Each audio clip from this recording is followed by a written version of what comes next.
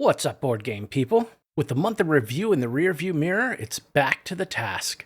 The news waits for no man or woman, and we've gotten our share of it this week. News is still rolling in from Gen Con and will be for weeks. Quite a few crowdfunding projects even managed to squeak out some updates between demo games. And of course, the retail side of the hobby has fired off several huge announcements. I won't get to everything this week. This video is going to be long, so I'm going to save some for next week as well. We'll have a better picture of all the announcements by then. And no, you don't get any rants today, just news. The soapbox is officially on holiday. Please know that I receive no money from game companies for making my videos. I make them for you and me to help us keep up to date on the latest news. If I get something wrong or we disagree on something, let's discuss in the comments. First, a peek at what's coming to crowdfunding this week. This week, we'll see Kinfire Chronicles launch on the 9th over on Kickstarter. This is going to be a huge campaign with plenty of buzz surrounding it. We'll likely have a campaign guide out for Kinfire this week. Dead Reckoning Letters of Marque will also be launching on the 9th on Kickstarter. If you're looking for a path to pick up the whole collection, or just itching for another expansion, here's your chance. Next week on Kickstarter, we'll see Nanolith, a new cyberpunk narrative RPG crawler launching. Live now, we have the final days of Silver Coin Age of Monster Hunters, and they're killing it with the reveals and free gifts. They recently gifted all backers a free community character that they'll be working with everyone to create. Reveals have included a new custom insert for the game box, 4 new journey cards, a new monster, the mother of all witches, Baba Yaga, and 2 new monarchs. They will be revealing one more surprise this afternoon, and then the last reveal on Wednesday. We also still have the Dawn and Moon gifts waiting for their time to shine. Remember to jump in and help them with those social stretch goals if you haven't already. Agemonia is opening up their PM on Gamefound for backers to pay shipping. The shipping increases have caught them in the red, and to help offset the rising shipping costs, they're offering a direct exclusive pack of promo cards that will be skills and recipes. They will upgrade your hero's abilities with a master skill or recipe for each profession. The pack costs €20 and the funds will go to help offset the increase in shipping. They are not raising shipping prices, just asking for help if you would like to. This is the way I wish more companies would handle increases. Give us something small, be honest, and ask for help, don't demand it. We've gotten an update from Beyond the Clouds for Sleeping Gods Distant Skies. Writing is an ongoing task and they're playtesting as they go. The focus right now is adding to the wonderful characters in the game, making them seem more alive and enriching the quests centering around them. We've gotten a few rough art sketches and a lovely map sketch. The pledge manager on this one has been delayed until later in August. Stormsunder has produced the chart. Gasp! We hope you're happy with your chart, as it's all you'll be seeing of the game for the rest of this year. Okay, in all seriousness, this chart is a big step forward. It shows the basic path you can take through the narrative of Act 1. The major points on the chart have been replaced by nonsense to keep it nice and spoiler-free. But at least you get the idea of the flow and the complexity here. The art in the update, though, well, some of that is kind of weird. Again, I guess they're avoiding spoilers. Hopefully more big updates to come in the near future. Let's get caught up on the last few Marvel Crisis Protocol sets to head to pre-orders. First, we have Baron Strucker and Arnim Zola. They look to release around September 9th. Then we have a more classic version of Captain America and the original Human Torch. These two should hit shelves on September 9th. Privateer Press is confirming the rumors that have been swirling. Warmachine is heading back to a table near you in its official 4th edition, and it's bringing some big changes with it. This is a totally new evolution of the game, bringing with it big faction changes, command cards that are purchased as part of your force construction, 50, 75, and 100-point games. Warjacks are now customizable with weapons and Cortex options, and Warcasters will have a customizable spell rack. Etherfields is providing a shipping update for English Wave 2 and language editions as well this week. First up, Wave 2 shipping in Asia is 73% complete. In the UK, they've shipped over 98% of their parcels. In the EU, the official numbers show them at 90%. For the US, the first ship has reached port, and due to congestion, the second ship still has a ways to go. It's due in on the 15th. In Canada, the ship will be in port on the 17th, with the boxes hitting the distributor around the 29th. For the language editions, they're preparing final drafts and reviewing those that are ready. This is the last step before paper production begins. They show a collection of translated cards in the update if you're interested. The Earth Under Siege update starts off with a reminder that they were at Gen Con. Sadly, this video will post after Gen Con is wrapped, but hopefully some of you got to demo the game while you were there and will be kind enough to share your experiences in the comments. As for production updates, they received suggested updates back from Longpack for the miniatures with only very minor tweaks needed. They've received another batch of gear art and are hoping to have the art wrapped in the next month. Rule tweaks have been made to help streamline gameplay, and playtesting is going well. They've offered a peek at the work-in-progress rulebook if you're interested. Check it out at the link in the video description. TTS and Tabletopia have been updated with the new rule changes as well. They plan to close out the Pledge Manager in mid-September, so get your pledges finished out soon. They end the update with a closer look at Oscar, Frosty Vasquez. Games Workshop has announced another huge expansion for Necromunda. The Aranthian Succession, Cinderac Burning, will be a narrative expansion including 12 new scenarios, with new vehicles and characters being teased. The book will contain campaign rules, rules for the Escher and Goliath gangs, including the Petrol Head tactics, and more. No release date yet is known, but expect to see this one soon. This week from Warhammer, we're seeing Warcry, Heart of Gur, with 2 new warbands, the Rotmire Creed and the Horns of Ashut, facing off against one another, supported by stellar swamp-like terrain pieces. This is on shelves now. For 40k, Forge World is releasing Marduk Cedras, one of the oldest Space Marines alive. HeroScape, Age of Annihilations is returning the series from the dead with the first new expansion in over 10 years. The short tweet didn't give many details other than more info soon, and they gave us a quick look at some of the unpainted miniatures.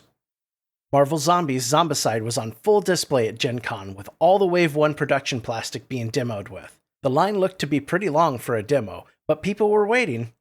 Wave 1 core boxes are in full production, scheduled to wrap in September. They'll start trying to deliver in October, but I really wouldn't look for your boxes until November at this rate. Into the Unknown is giving us a bit of everything with the Kingdom's Forlorn update. They're skipping Gen Con with the goal of focusing on delivery of Aeon's Trespass Odyssey, a noble pursuit. We tip our hats to you. The office is busy as normal and slowly being filled to capacity. The grace period for backing Kingdoms Forlorn before a price hike has been extended to, let's say, mid-fall, when ATO will be delivered. They dropped a few acronyms for games I'm not familiar with. Wonder if there are things I've missed, or if they just dropped some teasers. Anyone happen to know what SOH or V3 is? They're showing off new mob miniatures, and these things look fantastic. I love the look of the Gloom Aristocracy, and the pumpkin head is nightmare fuel. That mouth with a backpack? Well, that's gotta be my favorite. At least you'll hear him coming with all those bells. I'm not really sure that's a good thing, though. Designs for some of the Saints are starting to see the light, too. A few pieces of artwork have received reworks, but everything remains on theme and looking spectacular. The game's UI is completely being tweaked from the prototype version. The kingdom maps are getting some love to help deepen player interactions, and the progression and gear systems are being worked on as well. There's a big fall update in the works, in which hopefully we'll see some of the mentioned work firsthand. They leave us with this little fellow to ponder on. In some more Gen Con news, Steamforged was showing off a new core set for the Dark Souls game releasing later this year, titled Tomb of the Giants. This is the first of a series of new core sets that will be coming down the pipe. They're including a new campaign system, an updated rulebook, and the sets are designed to be backwards compatible. Hopefully the updated rules do something to solve the intense grind problem that the original release fatally suffered from. Steamforged has also acquired Rivet Wars, and they're showing off a new faction for what's titled Rivet Wars Reloaded that will include new ways to play. More info coming soon. The Pledge Manager for Lawyer Up Season 2 is almost ready. Their newest update covers the final pledge levels that will be available in the PM. It's a bit odd to see them shifting pledges about and such, but overall I think they've landed at what people were originally after. They seem to be willing to work with people on getting what they want or potentially refunding differences. Another update is Escape the 15th Century and is bringing us plenty of amazing details about the upcoming Kingdom Comes Deliverance board game campaign on Gamefound. They've published a new episode of their Going Medieval series with Boardcubator that you can check out in the update. In the game, you'll choose one of 4 main characters from the start. The game is 1 to 4 players with a true solo mode. This update details the 4 main attributes each character possesses: strength, agility, perception, and speech. They're showing off some of what I would assume to be prototype player boards. They're laser cut and dual layered boards. Hopefully we'll see something close to this in the production version. Finally, if you could be so kind, hop over there and let them know that you'd like to see Critical Fail get a copy for early coverage. League of Dungeoneers is back from vacation and confirming that Gameland should be shipping the pre-series box to them this week. The PM remains open for late pledges for a few more weeks until the final weights and dimensions are obtained using the pre-series box. They're hoping to make an unboxing video for us once they have it in hand. Hopefully we'll be seeing more soon. A quick little bit of industry news. Asmodee is taking over distribution of Funko's game library of titles. This will mean that these titles will be easier for your FLGS to get a hold of and probably will make them more widely available. Modiphius Entertainment has dropped 2 new sets for their Fallout Wastelands Warfare game. First up is the Hulking Brute, the Super Mutant Swan model. This big guy is nothing if not unique. They've also put together a pack of their reliable pre-war Mr. Handy robots. If you have a mess, these guys can make it sparkle. In all seriousness, while expensive, these minis look fantastic and make me want to take a closer look at the game. If you've played it, let me know what you think in the comments. The pledge manager for Solar 175 is closed. That is all. God, I love these easy ones. Ludus Magnus Studios has put out a general statement, as many are worried about companies that have multiple outstanding projects at this time. The big takeaway here is they're doing okay. Their projects are continuing to perform as they would like for the most part, and if shipping increases are needed, which they likely will be at this pace, they prefer to take the route of offering something new in exchange for the hike in shipping. In Black Rose Wars Rebirth news, they're aiming to ship by the first half of 2023. The miniature molds are all paid, and the first payment to freeze the production price has already been made. They are continuing detailed playtesting of all schools of magic and avatars to ensure the best possible play experience. LMS's update for Nova Aestus Renaissance is quite promising, if I may say so. Finally, some hard production details. Production has already been paid in full to the factory. They're splitting the game into 2 waves at no extra cost to backers. The production of Wave 1 will be finalized by the end of the year and includes the core box and most of the stretch goals, and 4 expansions: Hyperion, the Medicio, Minotaur, and Draco, in the 5 languages provided. Wave 2 will be finalized in the first half of 2023. I'll say it here, I certainly hope they don't plan to launch anything more until they've at least fulfilled NAR and Black Rose Wars Rebirth. We have a few tidbits that were captured at the mini-stravaganza for Star Wars Legion. Spiky Bits had some pictures of Commander Cody, Waxer, and Boyle. We also see a set of Dark Troopers, and we get a peek at Moff Gideon. To top it off, they're working on a new Boba Fett Old and Wise miniature from the Book of Boba Fett.